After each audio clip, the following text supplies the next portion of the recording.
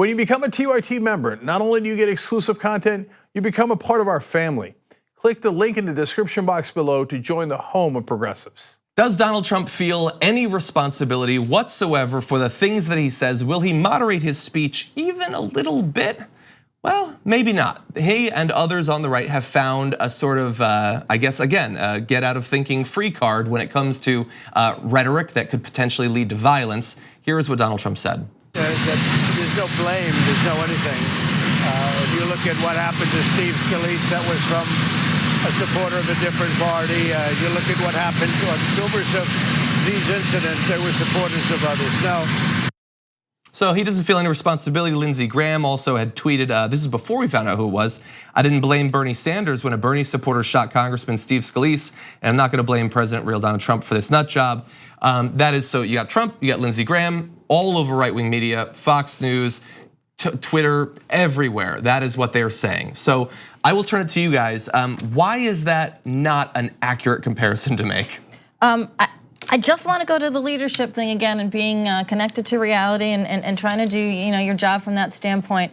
And just to take the Scalise example for just a second and just explain how that was different. First of all, Senator Sanders that day went into the Senate and in the first sentence of the address he made to them and to the country said, that person, he worked for my presidential campaign, i.e. he took responsibility in like the first moment. He condemned violence of any kind. He said for real change to happen, we need to address this on all parties, on all sides, paraphrasing to an extent, but predominantly that is what he said. That's on YouTube, that's on the net all over. So there was a taking of responsibility, there was an expanding of the message, and there was a condemning of violence of all kinds on all sides. Yeah.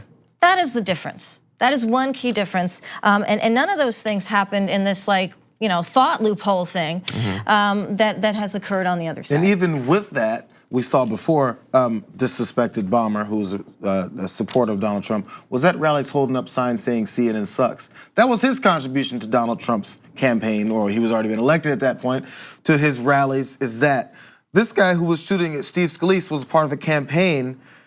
Not because Bernie said, hey, come out so we can scream at people. Hey, if you go and attack them, I got your back. Hey, remember back in the day when we could attack these guys and it's okay? Hey, I like the guys who body slam. None of that was even said. Right.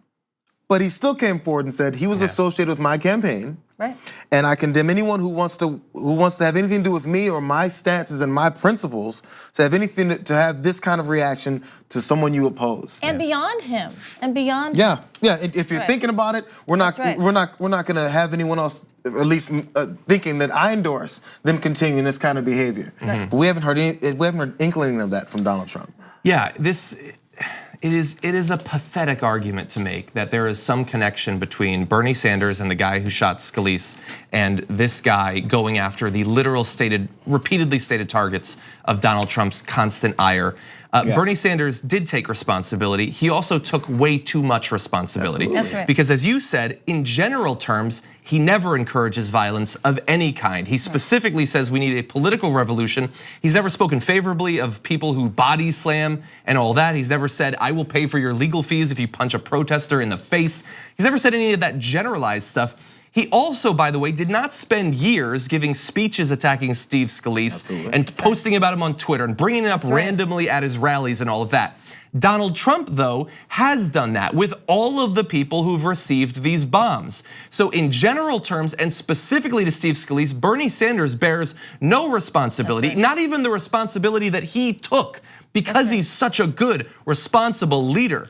Donald Trump, who won't even acknowledge that he saw his face on that van, repeatedly calls Maxine Waters low IQ and says that she is part of the mob. He repeatedly has gone after all of these people, buttressed again by right-wing media figures and other Trump-supporting politicians. They are very specific with their targets, and they advocate for violence from time to time in a way that Bernie Sanders has never done. That's right. Thanks for watching this free clip of the Young Turks. Don't forget to become a TYT member today. For more exclusive content, join now at tyt.com/join.